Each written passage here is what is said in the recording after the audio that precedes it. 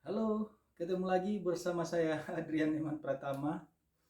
Kali ini saya akan membahas soal berita yang ngeri-ngeri sedap, di mana berita tersebut juga kerap menjadi perbincangan di kalangan masyarakat Indonesia, khususnya di para politisi. Nah, yakni soal berita terkait Partai Demokrat. Nah, seperti kita ketahui, Partai Demokrat dalam beberapa bulan terakhir terus mendapat cobaan. Partai Demokrat pimpinan Agus Harimurti Yudhoyono. Nah, di mana telah terjadi percobaan kudeta oleh kubu KSP Muldoko, yakni sudah pernah melakukan eh, KLB tandingan di Deli Serdang, Sumatera Utara kalau tidak salah. Itu di inisiator oleh beberapa mantan kader Demokrat yang sudah keluar dari Partai Demokrat dan juga kader-kader Demokrat yang sudah dipecat. Nah, di sana kemudian keluar sebagai dari KLB itu Kongres Luar Biasa Partai Demokrat itu, kemudian keluar atau terpilih salah satu calon ketua umum, yakni Kepala Staf Kepresidenan Dr. Muldoko. Nah, kemudian perlawanan terus berlanjut dari kubu AHY karena secara resmi Partai Demokrat pimpinan AHY sudah diakui atau sudah ditandatangani oleh Kemenkumham, Kementerian Hukum dan HAM. Yasona Lawli ini kan dari Partai PDI Perjuangan juga. Lantas kemudian polemik terus berlanjut di tubuh Partai Demokrat karena beberapa kemudian aksi-aksi atau langkah-langkah dari Partai Demokrat kubu Muldoko ini yang mencoba ingin merampas kepemimpinan resmi yang dipimpin oleh AHY, itu kemudian terus menjadi polemik. Namun kemudian Partai Demokrat pimpinan AHY terus melakukan perlawanan. Nah, terakhir kemudian ada yang mengajukan itu Partai Demokrat kubu Muldoko mengajukan judicial review ke MK terkait soal ADART Partai Demokrat. Nah, itu menarik karena di sana ada nama lawyer besar, yakni Pak Yusril Iza Mahendra, yang kemudian mencoba mendampingi mereka dari kubu Muldoko ini untuk mengajukan judicial review atau uji materi ke Mahkamah Agung terkait anggaran dasar, anggaran rumah tangga Partai Demokrat. Nah, ini menarik karena sepengetahuan saya soal ADART partai politik itu tidak dibawa undang-undang. Ya, meskipun partai politik sendiri itu dibawa undang-undang partai politik, tapi ADART-nya itu undang-undang itu tidak diatur secara spesifik di dalam terkait soal ADART ini. Itulah padahal sepengetahuan saya yang bisa diajukan uji materi itu adalah katakanlah perundang-undangan di bawah undang-undang. Nah, ini lain. Ini nampaknya Pak Yusril Iza Mahendra, seperti kita ketahui, beliau adalah tokoh hebat, lawyer yang hebat, Pak Yusril ini. Kemudian mungkin ingin melakukan terobosan hukum yang baru. Sayangnya kemudian banyak menuai protes dari masyarakat Indonesia karena berpotensi untuk kemudian mengganggu sistem demokrasi, khususnya di tubuh partai politik. Nah, ini ada berita yang ingin saya bacakan dari dilansir dari Detik News ya. Ini terkait soal penolakan judicial review atas ADART Partai Demokrat. Ini saya akan bacakan. Mahkamah Agung tidak menerima judicial review atas ADART Partai Demokrat. Kepengurusan Agus Harimurti Yudhoyono. Pemohon memberikan kuasa kepada Yusril Ihsan Mahendra. Menyatakan permohonan keberatan HUM dari para pemohon tidak dapat diterima, kata juru bicara Mahkamah Agung Andi Samsan Nandro kepada Detikcom Selasa tanggal 9 bulan 11 2021. Perkara itu mengantongi nomor 39 P/HUM/2021 HUM -2021 dengan pemohon Muhammad Isnaini Widodo DKK melawan Menkumham. Nah, ini sangat menarik karena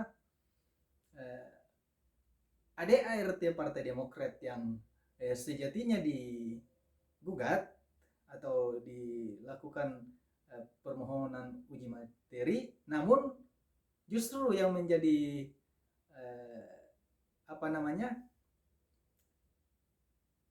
termohon itu Kemenkumham, padahal harusnya objeknya itu Kemenkumham justru.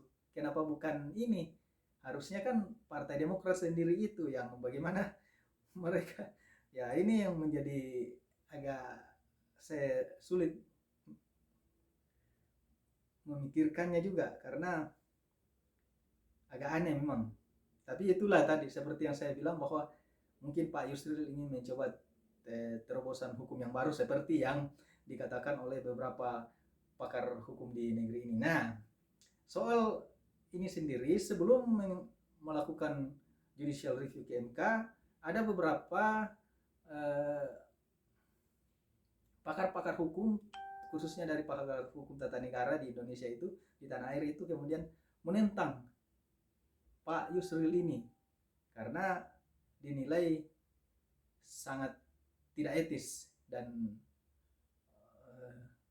dianggap bisa mengganggu oleh sistem ketatanegaraan kita, khususnya di tubuh partai politik ini. Seperti ada Pak Zainal Arifin Mokhtar dan Pak Mahfud sendiri, Menko Polhukam, sudah pernah mengatakan bahwa percuma Pak Yusril percuma mengajukan uji materi ke Mahkamah Agung ini karena kalaupun diterima, kepemimpinan AHY akan tetap menjadi sah menurut pemerintah. Nah, maksudnya di lembaran Kemenkumham begitu. Ini saya akan lanjutkan.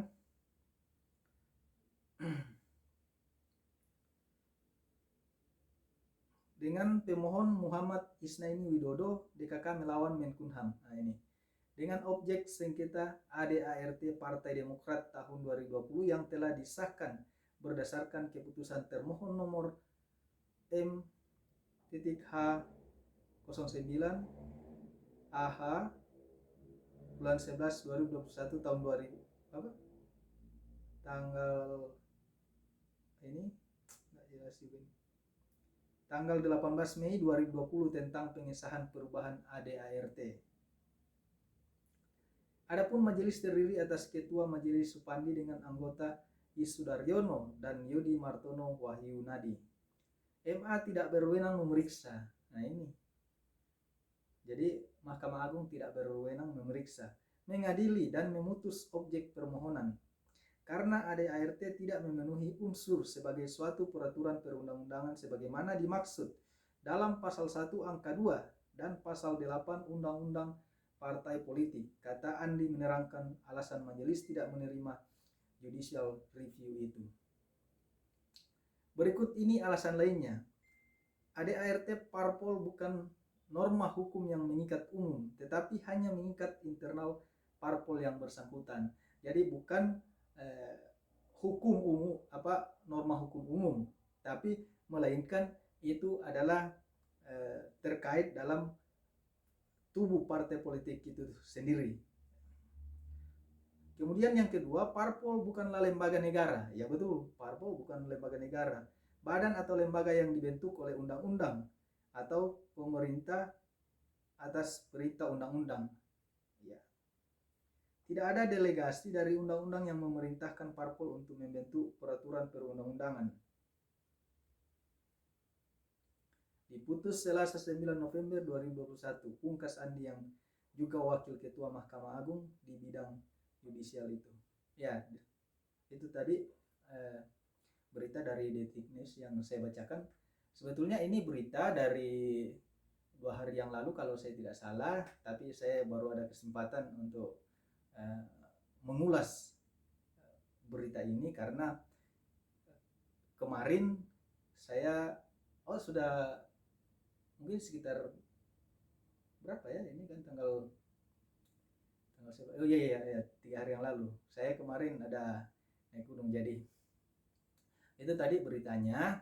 Nah, ini sangat ngeri-ngeri sedap. Kenapa ngeri-ngeri sedapnya? Karena di sana ada nama lawyer besar Yusril Isa Mahendra dan juga ketua umum versi KLB Deli Serdang ini, Sumatera Utara ini, itu adalah orang nomor 1 di kantor Istana Kepresidenan, artinya di KSP, ya, di pejabat yang ada di ring 1 istana, yaitu Muldoko. Nah, jadi meskipun kemudian beberapa kali mereka kalah di pengadilan tinggi, kemudian mereka tidak berhenti sampai di situ, tapi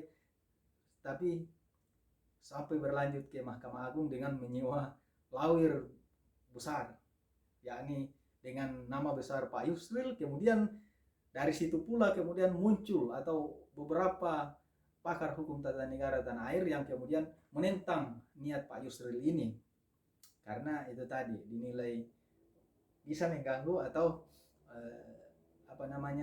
sangat tidak layak di situ. Kenapa kemudian kubu Muldoko ini sangat ngotot untuk merebut Partai Demokrat pimpinan AHY? Itu soal lain, nanti kalau ada kesempatan saya akan bahas. Tapi saya melihatnya bahwa itu terkait soal kemudian kontestasi politik yang mungkin saja ada kaitannya dengan Pilpres 2024 mendatang. Kita nggak, mungkin saja, itu bayangan saya agak ke sana. Nah, itulah kenapa kubu Muldoko sangat ingin merebut Partai Demokrat ini dari pimpinan AHY. Padahal ya karena mereka kalah beberapa kali, akhirnya melakukan uji materi soal ADART ini, karena salah satu kekuatan partai atau organisasi itu adalah anggaran dasar, anggaran rumah tangga, dan objek itulah yang kemudian dicoba digugat oleh kubu Muldoko ini dari Muhammad Isna ini tadi kan, mereka kan berada di kubu situ.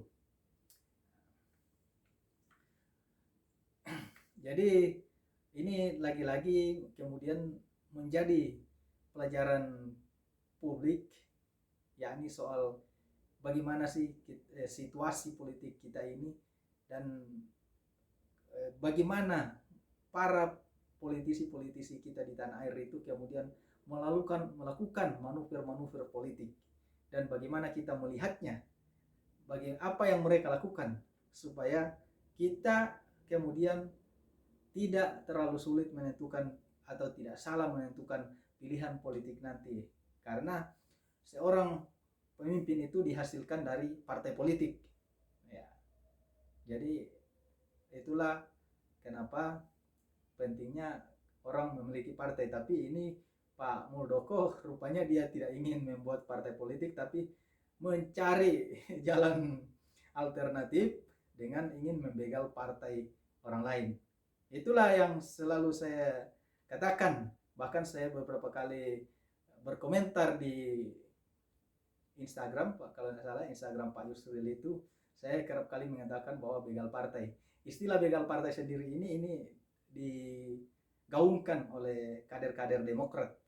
Nah, saya bukan simpatisan Demokrat, tetapi saya melihat bahwa yang salah itu memang patut tidak boleh kita dukung, kemudian yang benar wajib kita dukung.